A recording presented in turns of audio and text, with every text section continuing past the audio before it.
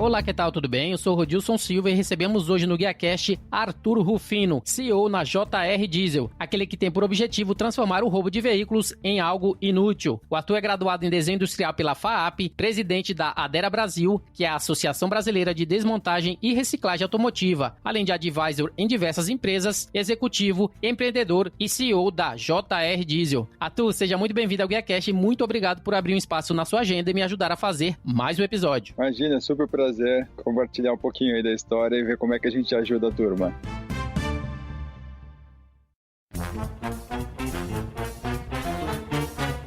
Seja muito bem-vindo ao GuiaCast, um podcast para os profissionais de logística e supply chain que nunca param de aprender. Compartilhamos toda semana as melhores práticas, desafios e informações para suporte às suas decisões, a fim de ajudá-lo a gerenciar a sua carreira e a sua empresa com mais eficiência. Uma consultoria independente, acionável e objetiva para os líderes do setor.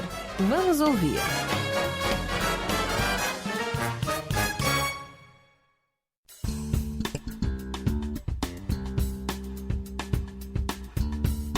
O Arthur, você aparentemente, pra mim, é alguém que parece muito tranquilo. Em nosso bate-papo antes da entrevista, você falou sobre viajar com as crianças, falou sobre dedicar um tempo à família, falou sobre o aniversário da esposa. Então, antes de falarmos um pouco do Arthur, CEO da JR Diesel, eu gostaria de saber um pouquinho sobre o Arthur pai, quem é o Arthur filho, o Arthur família. Você poderia nos falar um pouco sobre você? Claro, eu sou o Arthur, marido da Larissa, a terceira mulher que eu conheci na minha vida, estou com ela há 20 anos, pai da Sofia e do Antônio, de 7 e 5 anos. Meu maior hobby na vida é educá-los, eu amo fazer essa questão da educação. Sou um cara extremamente introspectivo, eu já fui bastante tímido e hoje eu tenho um esforço grande de compartilhar um pouquinho da minha trajetória profissional e até pessoal por um senso de responsabilidade, de entender que eu consigo ajudar um pouco as pessoas, mas também de ampliar meu propósito de ajudar as pessoas, uma vez que eu consigo transmitir isso para mais alguém. Então, esse espaço que você está abrindo aqui hoje para mim é bastante importante porque, de novo, se eu conseguir mexer na cabeça de alguém positivamente, que seja uma pessoa, para mim já valeu a pena.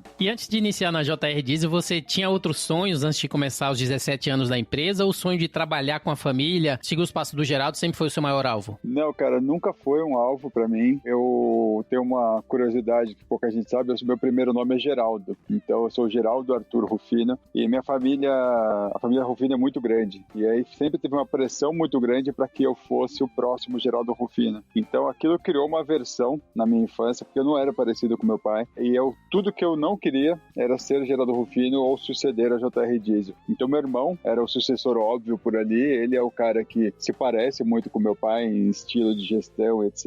Eu não sei nem o que eu sonhava profissionalmente, mas era qualquer coisa fora da JR Diesel, fosse uma startup, fosse um emprego, fosse outro empreendimento que não estivesse dentro do mercado automotivo. E só com o tempo, depois de muita coisa que a gente vai conversar aqui, que isso acabou virando um propósito de vida e hoje eu tenho uma paixão muito grande por estar lá dentro. E como foi o início da sua carreira, da sua entrada na JR Diesel? Eu sei que tem uma história bacana por trás dessa jornada, uma vez que você mesmo falou, né? Diferente do Geraldo, você é um cara introspectivo, mas que a partir daí você entrou na empresa e tem uma história por trás que fez com que você chegasse onde chegou como CEO da empresa atualmente. Como que foi esse início dessa jornada na empresa? Cara, começou de uma forma bem interessante, que foi com a falência da JR Veículos, né? Que era a nossa segunda empresa, que era uma concessionária de caminhões, e essa falência foi absorvida pela JR Diesel, que entrou em concordata, que é a atual recuperação judicial. E isso foi muito importante ali pra gente, porque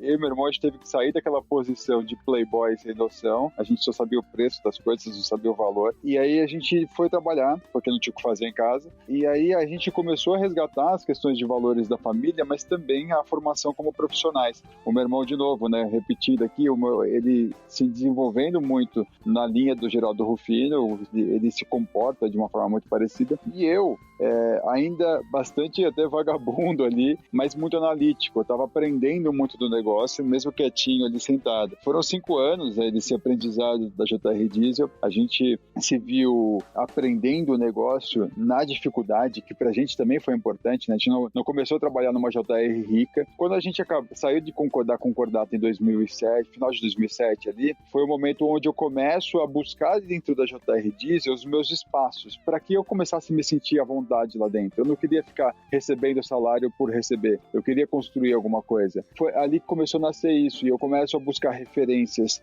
para melhorar a JR como processo, como posicionamento, como marca, não só em outros negócios que não são desmanche de veículo. Eu fui para dentro da indústria farmacêutica pesquisar como que fazia a rastreabilidade, eu fui para dentro da indústria de moda, pesquisei ali a questão de grade de produtos, que me ajudou a colocar dentro do sistema a qualidade de peças usadas. Tinha muita coisa que eu pegava de outros mercados, mas quando aquilo começou a não ser o suficiente, eu também comecei a viajar. Eu tive em 9 países, entendendo esse modelo de negócio, para começar a trazer para a JR aquilo que eu acreditava que poderia ser o modelo ideal de desmanche para o Brasil, por 2 motivos. O primeiro, a fiscalização sempre foi hostil e quase sempre numa tentativa de corrupção. E eu percebia que a gente tinha sucesso na fiscalização sem pagar nada, porque meu pai tinha poder de comunicação. E aí ele acalmava os ânimos, mostrava que estava tudo certo e o cara ia embora feliz. Eu entendia que aquilo não era um modelo sustentável, porque o dia meu pai não tivesse lá, o cara chegasse mais hostil ali, quem estivesse recebendo não tinha capacidade de lidar,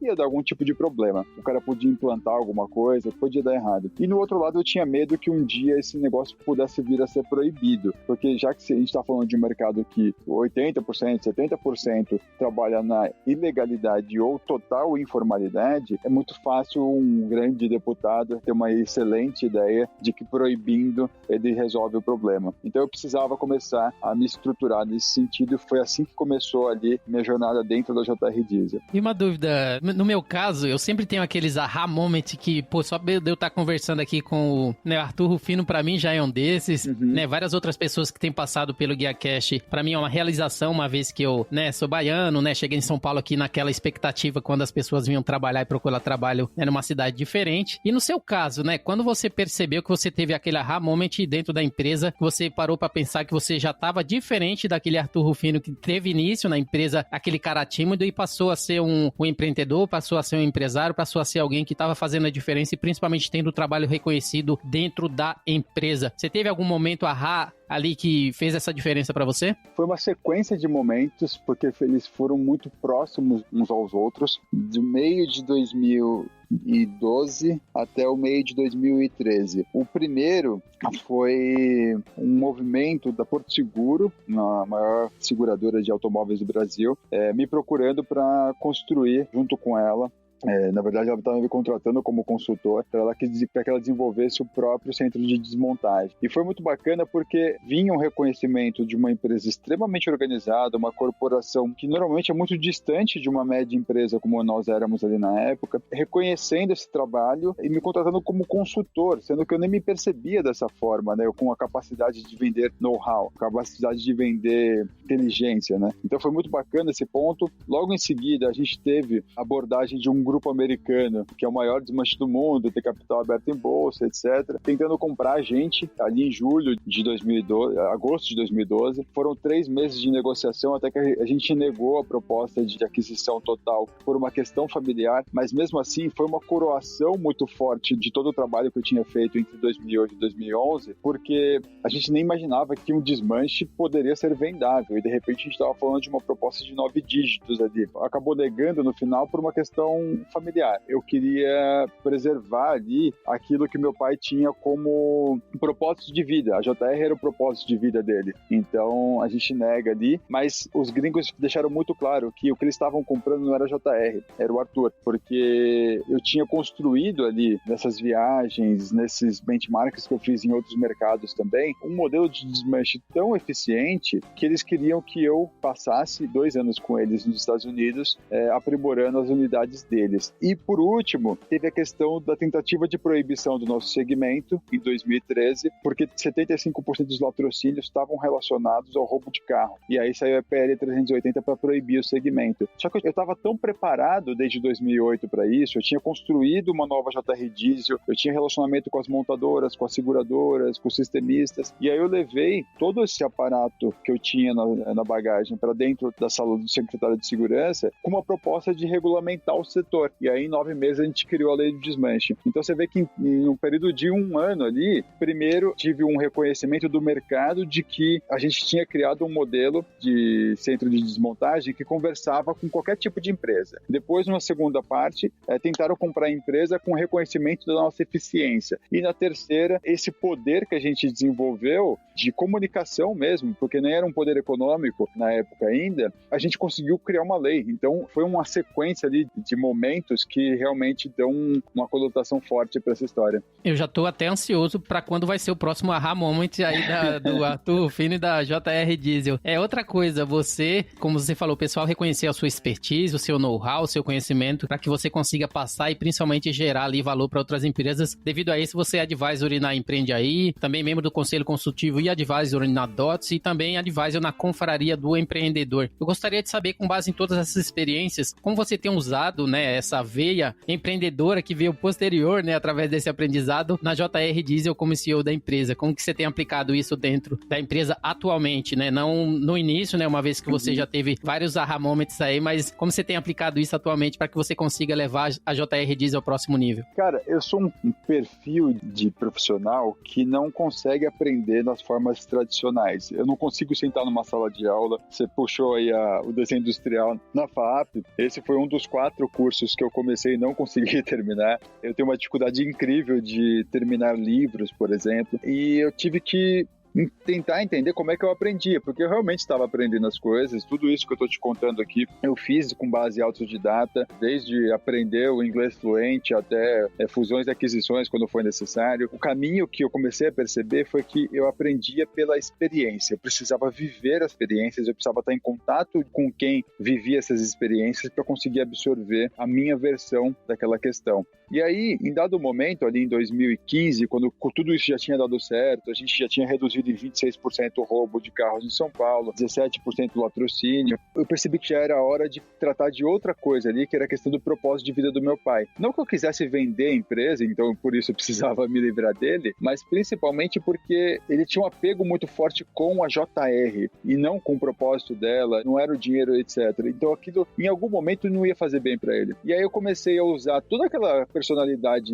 incrível que ele tem dentro de um blog que chamava Otimamente Bem, que começou a chamar atenção, que aí ele foi parar dentro do meusucesso.com, a convite do Sandro Magaldi, indicado pelo Marcelo Scherto. E aí do meusucesso.com ele chamou mais atenção, ele foi pro Jô Soares, que chamou mais atenção, que ele escreveu o livro com a editora Gente, e aí ele explodiu. E aí isso, hoje, é o principal propósito de vida do Geraldo. Ele é o negócio de transformar vidas, de motivar as pessoas, de fazer o cara sair da cama e começar a trabalhar a favor da vida dele. Isso me ajudou muito a concluir a sucessão da empresa, porque hoje literalmente tem não só outro propósito de vida, mas uma fonte de renda totalmente baseada nesse novo universo dele. O que aconteceu em seguida foi uma série de pedidos de mentoria para o Geraldo. Por quê? Porque, o cara é um empreendedor de sucesso, eu quero fazer igual. E aí o que acontecia é que, quando o Geraldo recebia essas pessoas, ele começava a falar de positivismo, etc., e a pessoa não saía com entregável prático, ela não saía com manual de como ser o Geraldo. Porque meu pai, a característica principal dele é que ele é realmente incrível, mas ele não sabe como ele é incrível, por que ele é incrível. Ele simplesmente nasceu e se desenvolveu, mas ele não sabe o que ele faz para que isso aconteça. Então, ele começou a jogar para mim essas mentorias, e eu percebi ali que tinha um caminho muito bom para o meu aprendizado, porque eu teria contato com as experiências das outras pessoas de forma mais ágil e em maior volume. Eu poderia aprender do jeito que eu gosto de aprender, de forma muito mais eficiente. Então hoje já são mais de 400 mentorias que já passaram na minha mão. Das posições de advisor que você viu lá é o Tutora, é uma plataforma de mentorias por semana, eu devo estar fazendo pelo menos umas 8 aí, lá dentro da plataforma, e é exatamente assim que todos os dias eu levo inovação para dentro da JR Diesel, porque eu estou ali ajudando a pessoa com a minha experiência em alguma coisa que ela tem uma deficiência, mas ao mesmo tempo, a hora que eu estou ouvindo o case dela, ela está me trazendo um monte de informação que eu não conhecia, soluções que eu não tinha aplicado ainda. Então, nesse momento, não tem nada que me desenvolva mais e que traga mais benefícios para a JR Diesel do que o ato de ajudar outras empresas nas suas dificuldades. Excelente, a experiência transforma. Só fazendo um adendo bem rápido sobre o Geraldo Rufino, eu inclusive falei com ele ontem através do LinkedIn que eu ia gravar com você. Ele mandou mensagem pra mim, ele manda aquelas figuras, né, sorridentes, ele inspira através, inclusive, de ícones que ele coloca no LinkedIn, e alguém que me ajudou bastante, porque esse exemplo de alguém que bem sucedido, principalmente que se dá o trabalho de responder, né, quando faz uma pergunta numa plataforma do LinkedIn ali que é mais profissional. Então, é elogiável, e eu fiz o convite pra ele estar participando do GuiaCast. Provavelmente, em algum momento, a gente vai estar conseguindo também transformar isso em realidade. Muito bom. Voltando agora a falar um pouquinho da empresa, para quem não sabe, a JR Diesel, ela é a primeira e a maior empresa de reciclagem de peças de caminhões do Brasil e da América Latina, que foi fundada pelo Geraldo Rufino, pau do Arthur Rufino, conhecidíssimo, que nós já estamos falando. Você poderia falar um pouco pra gente sobre a empresa, como que funciona esse modelo de negócio relacionado à reciclagem de peças no Brasil? A JR, ela nasceu lá em 85, muito baseada num acidente, literalmente, né? Meu pai tinha 2 caminhões que puxavam adubo, era um negócio que ele tinha em paralelo ao emprego dele no Play Center, e quando ele perdeu esses 2 caminhões no acidente, a única alternativa que ele tinha na época de recuperar um pouquinho desse investimento era desmontando os 2 na oficina de um irmão dele. E ali mostrou-se um resultado super interessante e que puxou a JR. E a gente brinca que a primeira inovação da JR lá em 85 era não roubar o caminhão, era comprar. O que diferenciou a JR lá atrás foi muito dessa escola profissional do meu pai no Play Center, que trouxe a questão do encantamento, limpeza e organização para dentro de um mercado sujo, mal visto. A gente teve esse crescimento super bom. Lá em 2000, 2001, como eu contei já, a gente quebrou com a concessionária, passamos por uma reestruturação e hoje nós somos o quê? É uma empresa que compra no mercado veículos em final de vida, e veículos em final de vida você pode considerar porque de condições técnicas, então é aquele veículo que bateu ou que tem um reparo mecânico inviável, por condições administrativas, então são multas, bloqueios judiciais, etc., que é um perfil mais complexo de chegar para a gente, mas tem caminhos jurídicos para a gente conseguir dar baixa e fazer a desmontagem. E por último tem as razões econômicas, que são os veículos que por alguma condição do mercado ele perde valor ou simplesmente a demanda por ele desaparece. É o caso de carro forte, ônibus urbano quando atinge o limite de idade, veículo florestal de mineradora, etc. Então a gente pega esses veículos, faz a desmontagem deles, atribui uma rastreabilidade para as peças, sempre vinculada ao veículo de origem. Então, qualquer peça do meu estoque, você tem plena ciência de qual caminhão que ele saiu e eu posso te mostrar a documentação de cada um deles. E depois a gente passa por um processo de análise de qualidade que dá uma nota de A a D para cada uma das peças. A, em perfeitas condições de uso. B, há condições de uso, mas pode ter vícios ou avarias ocultos. C, é uma peça danificada passível de recuperação, então ela vai para recondicionamento ou remanufatura. D, é sucata, seja metálica, seja plástica, seja o que for. E aí, dali para frente, a gente é uma empresa como qualquer outra, porque eu tenho um estoque de produtos, eu tenho um balcão de vendas, eu tenho outros canais comerciais e acabou a história. Então, basicamente, a gente chama de reciclagem automotiva porque o nome ficou bonito e distanciava da questão do desmanche, que ficou tão pejorativo no Brasil, mas, na verdade, a nossa atividade é a desmontagem de veículos com foco em reuso e recondicionamento de peças. E como que tem sido esse mercado dessas peças de reposição seminovas para caminhões no Brasil? Qual que é o tamanho desse mercado atualmente? É um mercado que a gente chuta muito os valores, justamente pelo excesso de informalidade que a gente ainda tem em alguns players, você não tem como mensurar. Mas a gente estima que o mercado de aproximadamente 4 bilhões no Brasil hoje. Para você ter um nível de comparação, o mercado de peças novas é um mercado de 20 bilhões. Então é um bom mercado, perto do potencial do Brasil. E é um mercado que está sempre aquecido, porque por mais que as pessoas pensem que a motivação de compra da peça usada seja preço, que em média é 50% mais barato do que a peça nova, a principal motivação é a questão da disponibilidade da peça nova ou da indisponibilidade. Então você vai, num ímpeto natural, procurar uma peça no distribuidor de peças novas e aí ele te dá a notícia que ele não tem aquela peça porque não faz sentido manter algumas peças em estoque. E aí você acaba encontrando as peças só em desmanches. E aí o segundo motivo, aí sim, vem a questão do preço, porque aí às vezes você encontrou a peça nova, mas ela tem um preço exorbitante. E aí você acaba partindo para a usada. Então, por mais que tenha altos e baixos do mercado, o nosso tem sempre uma demanda acima do que a gente realmente consegue atender. O mercado de autopeças, seja nova ou usada, ele sofre muito pouco em crises. O de usadas, ele é ainda mais forte nessa questão.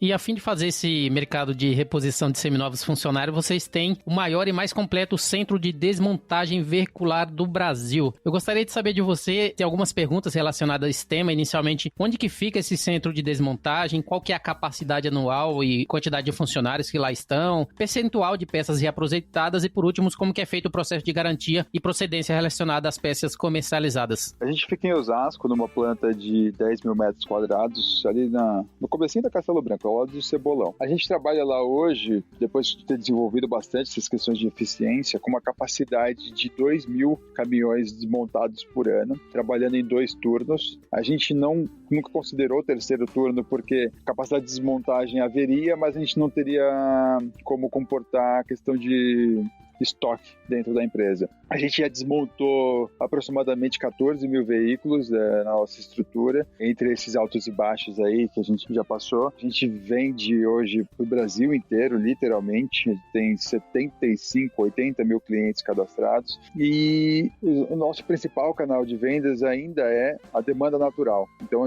dificilmente você vai ver uma propaganda da JR Diesel, porque a gente já tem hoje uma dificuldade grande de lidar com o mercado do jeito que ele é. E aí, essa questão que você perguntou da rastreabilidade das peças, isso nasceu lá em 1987, que era basicamente um envelope amarelo com um código sequencial que meu pai colocava na caneta. Dentro desse envelope, ele colocava a nota fiscal de compra, documento do veículo, etc. e guardava isso no arquivão cinza, como qualquer outro. Esse código sequencial, ele aplicava com canetão amarelo nas 8 principais peças do veículo. Hoje isso evoluiu, hoje a gente tem um sistema TOTUS, como eu comentei, a gente usou muito a indústria farmacêutica como base para desenhar o novo sistema de rastreabilidade, e hoje ele cobre 100% das peças do estoque. Então qualquer peça que você for pegar na JR vai ter uma etiqueta com o código do produto, descrição, etc. e o código de rastreabilidade. Com esse código você consegue puxar foto do veículo, desmontagem, documentação, seja o que for, para comprovar a origem dele. Além de, depois de ter criado a lei do desmanche, a gente criou dentro do Detran uma etiqueta do Detran. Então o consumidor também, com o celular, ele consegue ler o QR Code da etiqueta e puxar no Detran essas mesmas informações. Falando um pouquinho dos funcionários, qual que é o quadro atual de funcionários que está lá na planta nesses 2 turnos, trabalhando durante esse período, principalmente agora de quarentena? Como que vocês têm feito aí para poder lidar com esses funcionários que lá estão e precisa manter aí o centro funcionando?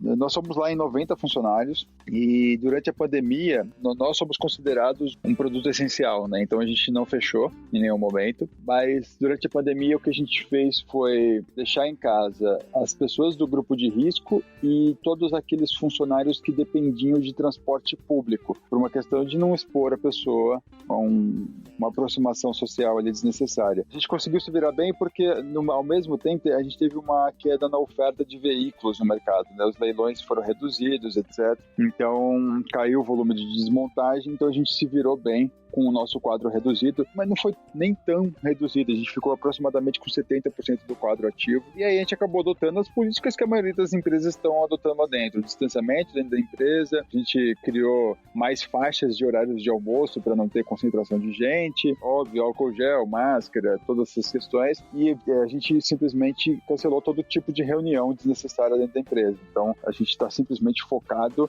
em desmontar o veículo e atender aqueles clientes que precisam manter seus caminhões rodando. Excelente. Para que esses resultados, aconteçam, é necessário investimento em maior digitalização, maneiras de impulsionar internamente a tecnologia disponível. Eu gostaria de saber de você qual que é o estágio atual da adoção da digitalização na empresa e, posteriormente, como que é feita a logística dessas peças que são comercializadas, a fim de manter a visibilidade relacionada ao tracking. Eu tenho uma frase que eu gosto muito de compartilhar com o pessoal, que se você digitaliza um processo de bosta, você vai ter bosta digital. Então eu gosto muito de olhar antes para a questão da melhoria dos processos. E eu posso falar que toda a inovação da JR até 2016, 2017 foi uma inovação estrutural, é uma inovação raiz. Então a gente inovou em processos, a gente inovou na forma de atender o cliente, a gente inovou em tudo que dava para inovar antes de pensar em digitalização. E no final a gente percebeu que realmente esse esforço valeu a pena, porque se a gente tivesse feito uma digitalização goela abaixo ali em 2014, no pós-lei, a gente teria digitalizado o nosso processo de bosta. Então foi muito importante esse período, e hoje a gente tem uma consciência muito maior do que digitalizar, como digitalizar, e inclusive isso tende a ser uma spin-off da empresa. O que a gente está desenvolvendo tende a se comportar como uma startup e a gente vai quebrar isso em 2 empresas. empresas. Em relação à logística, é um bicho difícil porque o primeiro ponto é que nós não temos padrão. Então, assim, eu não posso embalar meus produtos para não caracterizar a industrialização. Então, eu estou te vendendo sempre uma peça crua ali, né? Eu coloco no máximo dentro de um saquinho, é um motor, eu te coloco isso num pallet. A falta de padrão, e eu assumo que isso é uma deficiência interna nossa, uma deficiência de processo mesmo, é um dos processos que a gente precisa evoluir, inovar. A gente poderia ser muito mais eficiente hoje no despacho e na velocidade de entrega das nossas peças, e é um processo que a gente olha com muito mais carinho a partir de 2020. Foi até uma grande coincidência, a gente estava no processo de fazer as primeiras experiências de e-commerce, então o despacho previsível era essencial para isso. Então, o 2020 tem sido um motor importante para a gente revisar tanto essa questão de embalagem e despacho, mas principalmente redesenhar processos para que eles fiquem mais compatíveis com essa nova realidade. Eu queria falar com você um pouquinho agora sobre responsabilidade ambiental, que é um assunto extremamente importante, visto que o nosso tópico é sobre reciclagem. Eu gostaria de saber de você relacionado aos resíduos, volumes e materiais contaminados referente ao processo de desmontagem. Como que é feito o processo de descarte desses materiais que não podem ser reaproveitados durante a desmontagem? Esse é um ponto muito bacana porque foi uma das principais transformações da lei do desmanche. Apesar dela ter o foco na redução de roubo de carros, a gente criou dispositivos nessa lei muito focados na questão de redução de contaminação e melhor uso dos subprodutos da desmontagem na questão de logística reversa. Então hoje, todo o processo de desmontagem começa com uma descontaminação, onde a gente tira todos os fluidos e gases contaminantes e a gente destina isso para as empresas que fazem essa reciclagem. Depois do processo de desmontagem, tem aquela questão que eu te falei, né? A gente tem a classificação C e D, que a C vai para remanufatura e recondicionamento, que já é um R importante ali no ciclo, e o D vai para reciclagem. Então a gente hoje tem, justamente, não só por conta da lei, mas por uma questão econômica até, a gente tem cada vez mais materiais cobertos por reciclagem lá dentro, e aí isso obviamente reduz meu custo de descarte daquilo que não pode ser reciclado, e por mais que não seja uma receita importante, é uma receita adicional ali no veículo, principalmente metais, né, é o grande gerador de receita dentro disso, mas cada vez mais a gente vai aprendendo a explorar os polímeros ali, os plásticos, e aí a gente acaba descobrindo que determinados plásticos têm até mais valor do que os metais, muitas vezes. Então, é um processo de melhoria e reconhecimento constante ali, até seguindo um pouco do que a diretiva europeia teve lá em 2006 ou 2003, se não me engano, de que 85% do veículo deveria ser reutilizado ou reciclado, e hoje já é 95% por lá. Então, você tem só 5% de margem dessa massa do veículo que pode ser descartada como lixo, né, inservível.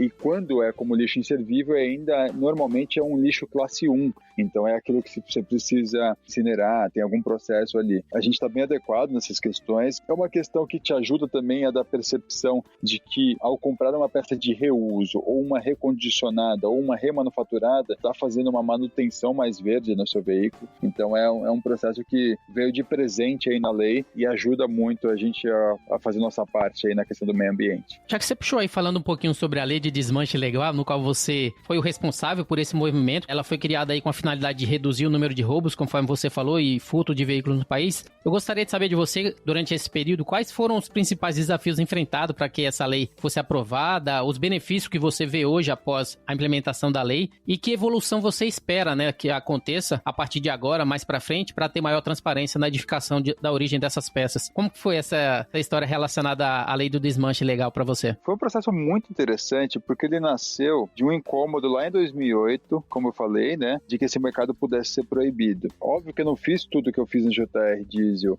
focado nisso, mas tinha um peso muito forte de transmitir uma transparência autêntica, que a pessoa perceba ao entrar na empresa, etc. E aí, no final, a gente acabou tendo outros frutos disso, que é relações institucionais, com empresas interessantes, montadoras, seguradoras, etc. Isso acabou nascendo de verdade depois que a gente foi lá e negou a proposta de venda da empresa, né? Parte do recado que eles tinham dado é que a gente perdia dinheiro na avaliação da empresa por falta de regulamentação. E aí eu comecei a ser um pouco mais caras de pau nessa história e comecei a mandar e-mail para deputados do estado de São Paulo para discutir essa lei. Então vários me receberam, quase todos me pediram propina. Foi muito interessante essa jornada de entender como é que funciona na prática a política suja, mas eu percebi, foi um ponto muito importante, foi perceber que existe a política limpa. E aí lá dentro descobri esse deputado que começou a me ajudar no texto, mas como você pode imaginar, ele não tinha muita força na Assembleia Legislativa por conta desse perfil dele. Mas foi importante, a gente continuou tocando esse negócio e aí a gente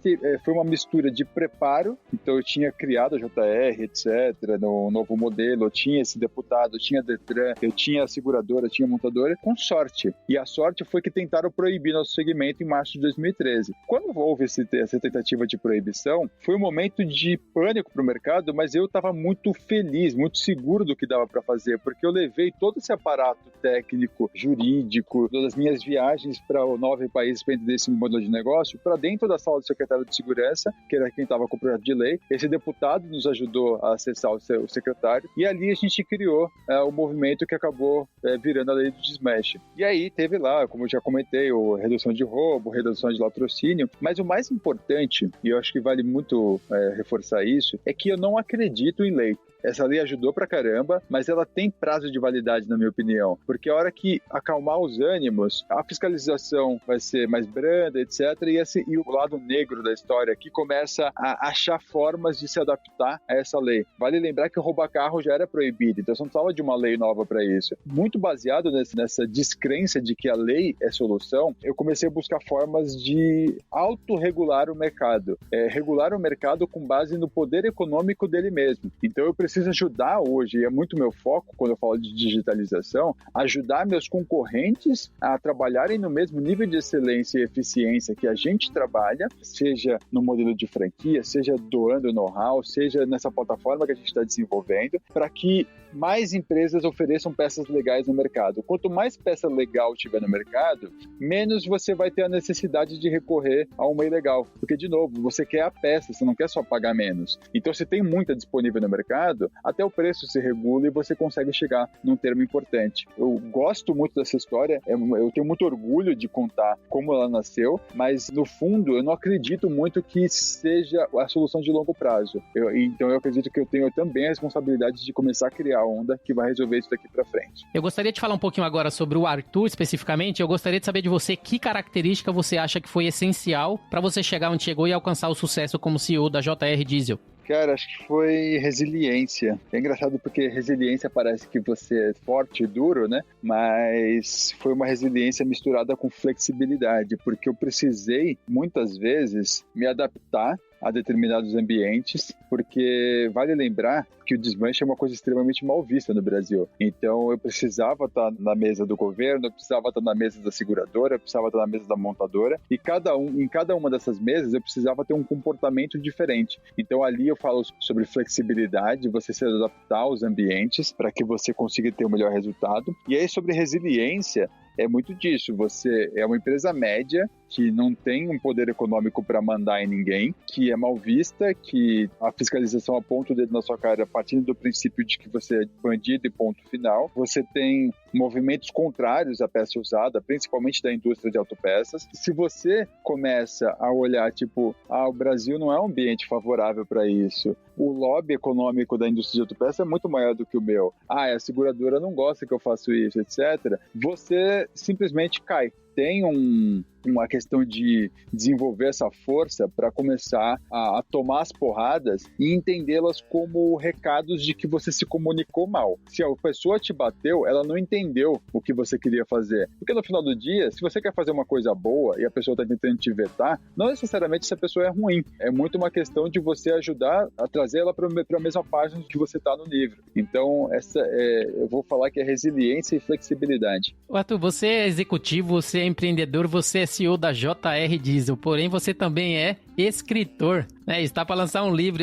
Na verdade, eu assisti um vídeo do Geraldo Rufino no YouTube, falando sobre essa empreitada, falando todo orgulhoso, vários argumentos falando sobre o Arthur, né? E ele deixou escapar aí essa sua nova iniciativa. Eu gostaria de saber de você do que se trata o livro, qual que é a mensagem que você quer passar? O livro está com tudo para ser lançado no final de outubro, talvez começo de novembro. Não tem nome ainda, mas a temática dele vai ser baseada no desmanche criativo e é literalmente fazendo uma alusão a como eu ajudo você a desmontar o seu negócio, o seu modelo de negócio, sua proposta de valor ou até seu mindset e utilizar melhor essas peças e tirar o valor máximo daquilo. Então vamos olhar para o caminhão batido, ninguém quer ele vale muito pouco, eu desmonto ele, avalio melhor as peças e vendo essas peças para o cliente mais adequado para cada perfil e aí eu tenho um valor maior. O seu negócio é a mesma coisa, seu mindset é a mesma coisa, ele não está quebrado, ele não é descartável, a gente simplesmente precisa entender o que dá para fazer diferente dali. Então, é uma metodologia, literalmente, um manual de como você inovar de forma estrutural, do jeito que a gente estava falando lá no começo. Não é para você digitalizar o seu processo, é para você inovar seu processo. É inovação estrutural. Fala muito sobre a questão de como você se colocar como leigo dentro do seu negócio para começar a aprender ele de uma forma diferente daqui para frente, como que você tem a necessidade de começar do zero esse ciclo toda vez que você finaliza uma inovação, porque nenhuma inovação é eterna, ela está inovadora, ela não é inovadora para sempre. Então o livro ele tem muito esse perfil de dar um manual de instruções para que você, pequeno, médio ou até grande negócio, tenha esse mindset da desconstrução, do desmanche contínuo, do desmanche criativo do seu negócio, para que ele seja sempre próspero e sempre transformador. Excelente, eu já deixo aberto o convite para quando você lançar o livro, se você puder voltar aqui no GuiaCast para a gente bater um papo e falar um pouco sobre esse tema. Acho que é bastante importante mostrar para as pessoas como que funciona essa desconstrução, né, esse desmanche relacionado ao empreendedor. Será um prazer.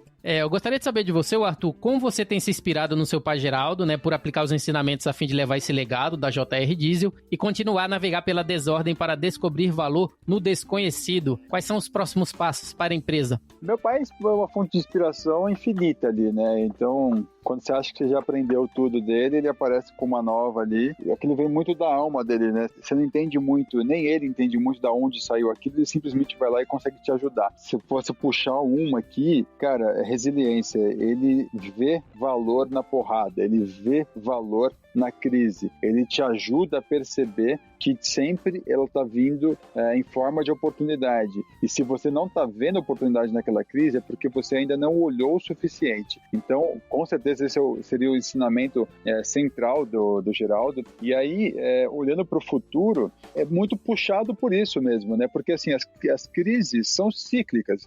Hoje é do coronavírus, ano que vem a gente vai ter outra com outro nome, com outra característica, e elas sempre trazem um chacoalhão no mercado que nos leva a ou sentar e chorar ou a começar a entender aquilo como um discurso da tendência, um grito da tendência do que está por vir. E aí você vai lá e se molda para começar a aproveitar aquela oportunidade. Então o nosso momento hoje é a primeira vez que a gente vai estar falando de digitalização e a gente está meio que construindo, vou falar bem entre aspas, um Airbnb do desmanche. Eu quero digitalizar o setor de desmanche, aproveitando a capacidade ociosa e já instalada dele de desmontagem e dando recursos para ele, como acesso a mais veículos por um preço mais interessante, conexão com marketplaces como Mercado Livre, Magalu e etc, e até um marketplace proprietário, criação de hubs de logística reversa para melhorar a captação de resíduos dentro desses desmanches e transformar custos de descarte em receita de reciclagem. Então tem muita coisa ali que a gente vai trazendo nessa plataforma que tende a dar potência para o mercado formal. Esse mercado mais potente, ele eleva a sua capacidade de produção e de entrega de peças, e a capacidade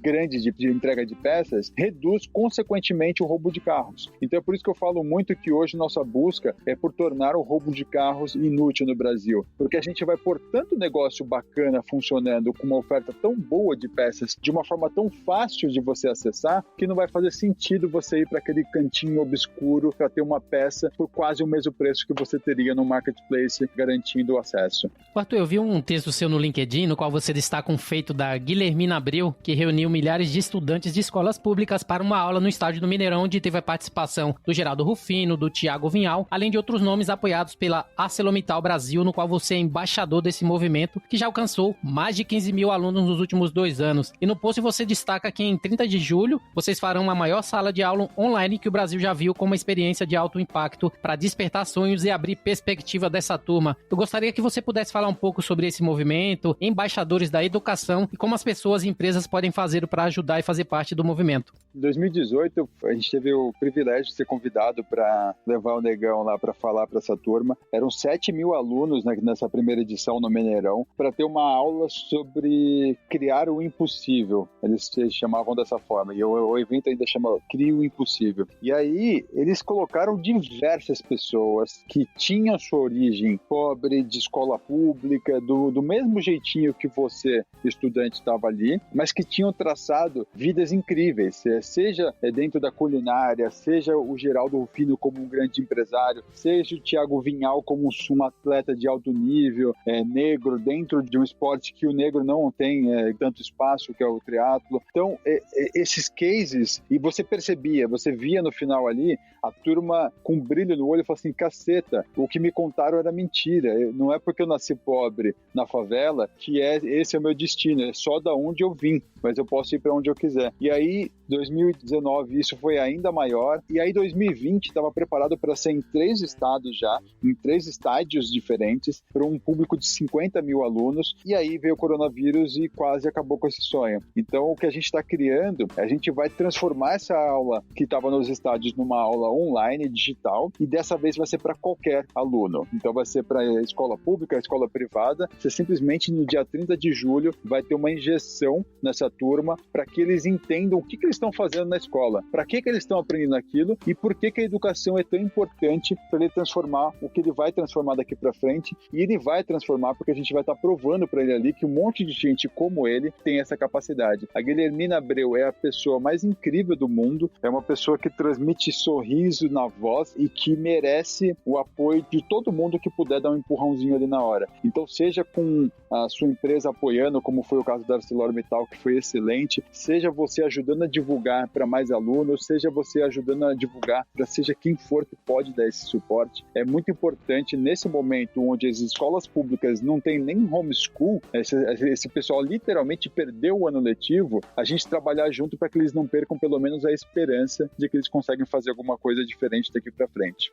Arthur, e se eu como pessoa, eu como empresa quiser apoiar, como que a gente poderia estar entrando em contato? Tem algum site, algum local específico que a gente poderia tentar ajudar e crescer ainda mais nesse apoio? A entidade por trás do Cria o Impossível é Embaixadores da Educação, então você pode procurar lá, www.embaixadores da Educação, a Guilhermina Abreu, ou pode me procurar mesmo no LinkedIn ou qualquer rede social que você me encontre lá, Arthur Rufino com TH, que vai ser o maior prazer conectar vocês com quem realmente resolve lá, mas é uma iniciativa que precisa realmente do seu esforço, nem que seja só para contar para 10 alunos que não sabem ainda que isso vai acontecer. Excelente. Arthur, essa foi minha última pergunta. Eu gostaria de agradecer a sua participação e disponibilidade em compartilhar toda a sua história com os ouvintes do GuiaCast. Você poderia deixar os seus contatos e os contatos da JR Diesel e suas considerações finais para os nossos ouvintes? Claro, você pode me procurar aí de novo, Instagram, Arthur Rufino, LinkedIn, Arthur Rufino, ambos com TH. Mentoria, você me procura no tutora.vc. JR Diesel, www.jrdiesel.com.br. E eu gosto sempre de finalizar os meus discursos com uma bomba no seu colo. Eu gosto de jogar para você parte da responsabilidade que você tem sobre o Brasil que você quer. Então, eu acho que o brasileiro tem muito ímpeto de reclamar das condições, etc.,